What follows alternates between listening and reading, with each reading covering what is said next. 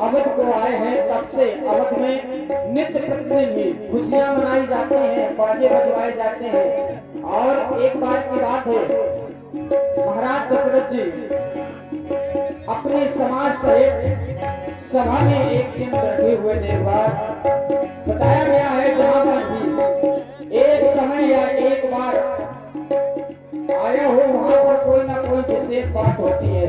और यहाँ पर भी बताया है एक समय समय साहित्य समाना, एक समय समय साहित्य समाना।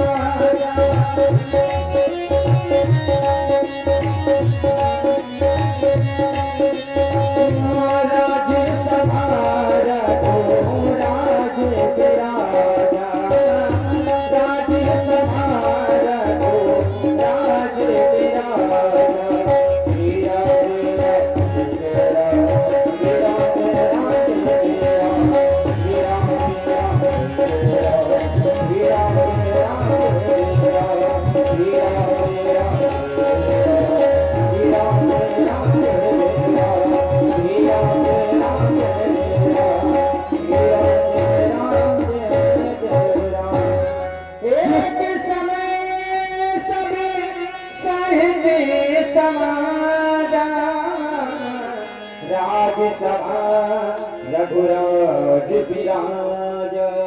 जिस तरह सुनहरा ये ताज पहन ये सूरज शान दिखाता है, ये चांद भी लश्कर बन इन तारों के संग आता है।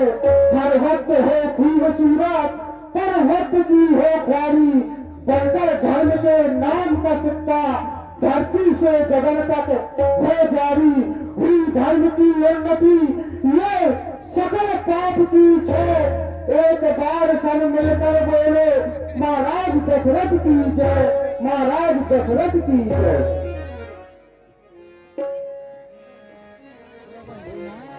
राजमंत्री महाराज ये जितने समाज वाले अभी भी बैठे हैं ये हमारे अपने, क्योंकि अपनों के साथ तो अपने बैठते हैं, जो गैर थे वो चले गए। ये अयोध्या के हैं और जो अयोध्या का है वो दशरथ का है। यदि गांव को अयोध्या नहीं बनाना है तो दशरथ बनाने से क्या फायदा। यदि दशरथ बनाना है तो गांव को अयोध्या बनाना पड़ेगा।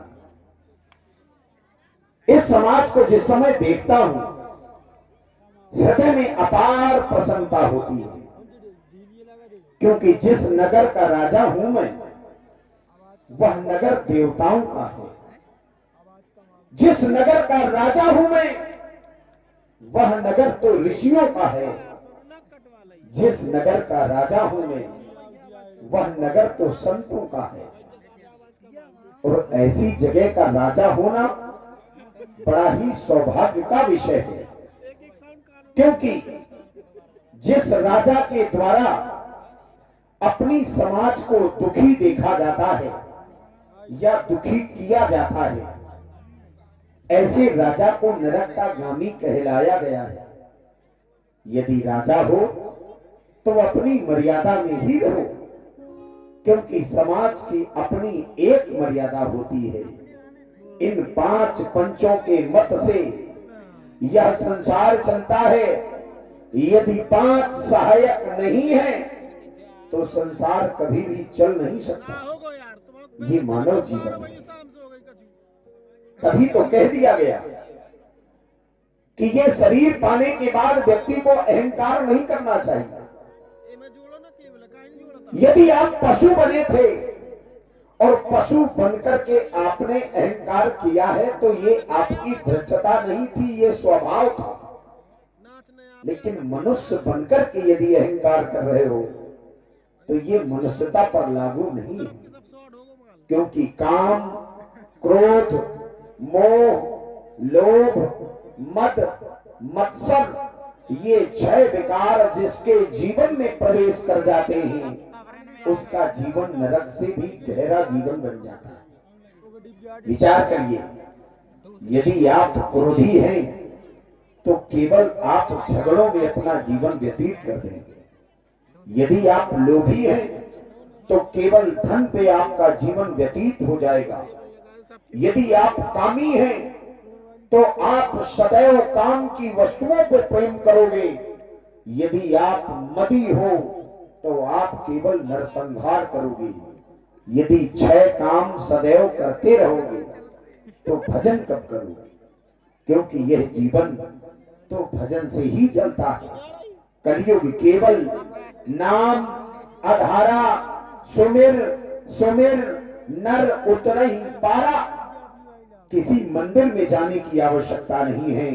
यदि हृदय में प्रभु का नाम है, हृदय में परमात्मा का स्मरण है, एक क्षण भी, एक बार भी यदि इस मुख से परमात्मा का नाम निकलता है तो ये मानव जीवन सार्थक है। मनीषियों ने कहा किस प्रकार से, वो जीवन भी क्या,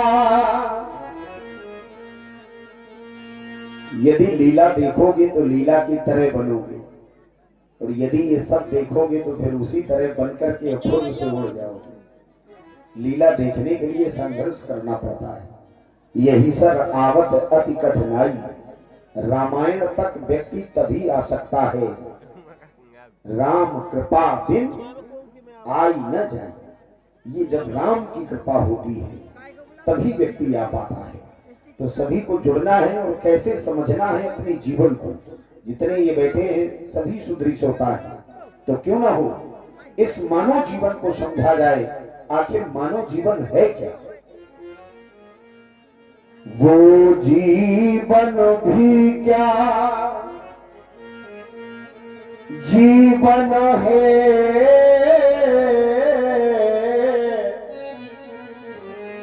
जो जीवन सफल बना न सके।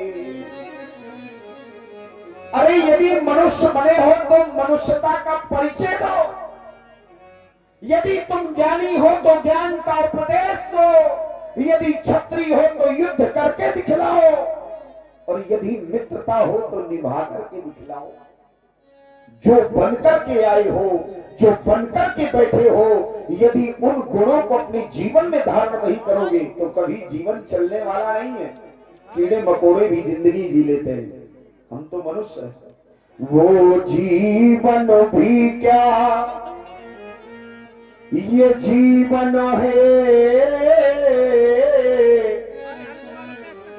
जो जीवन सफल बना न सके। अभिमानी वो अज्ञानी है, जो मन का मैलो मिटा न सके।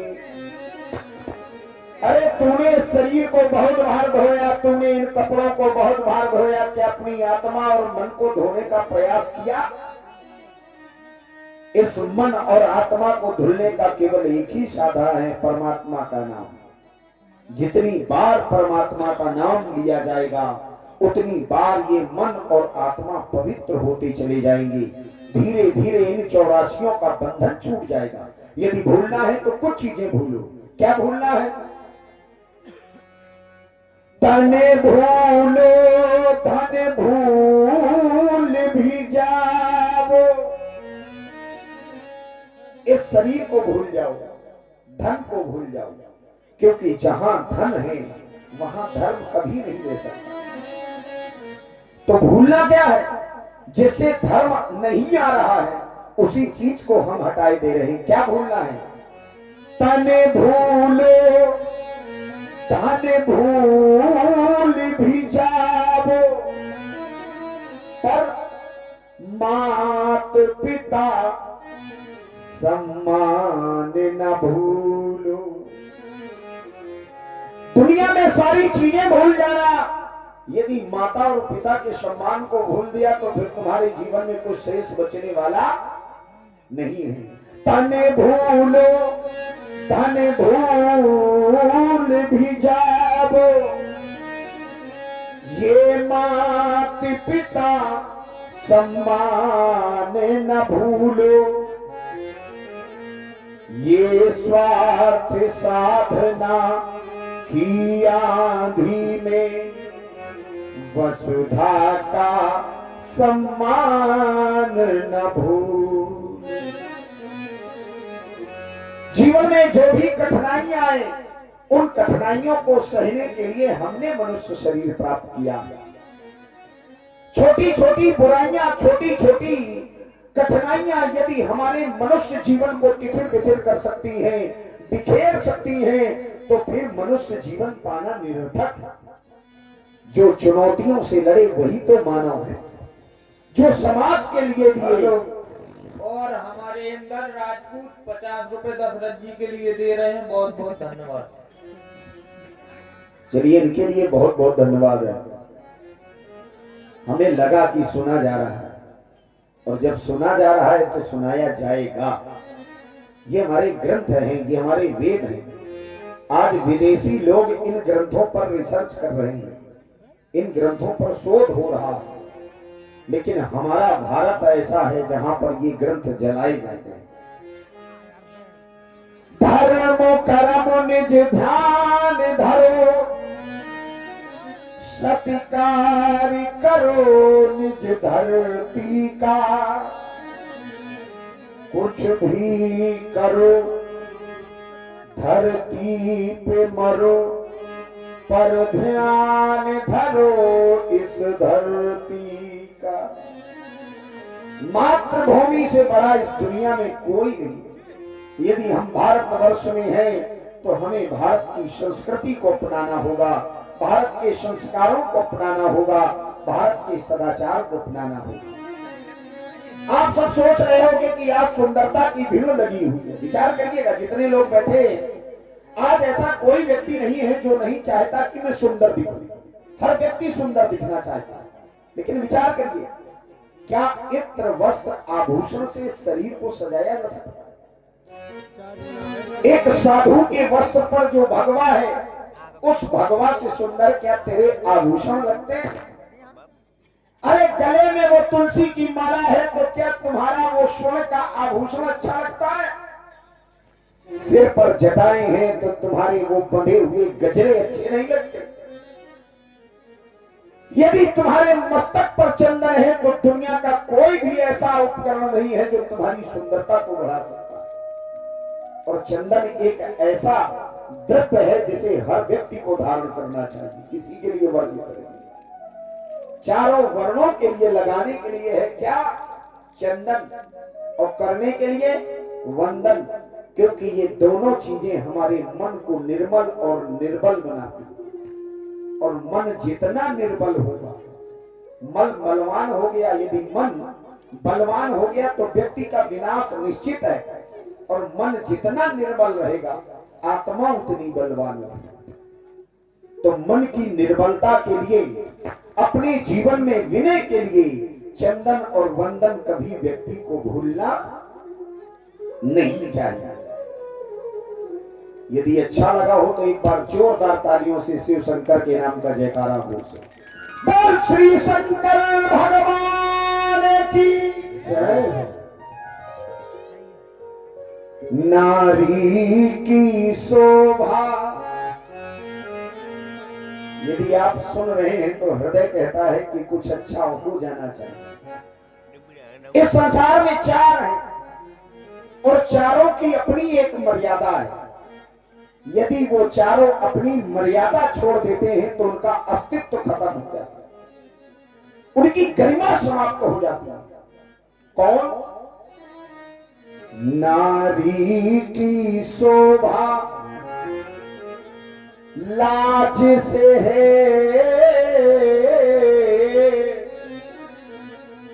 देखो नारी जिसमें लाज नहीं।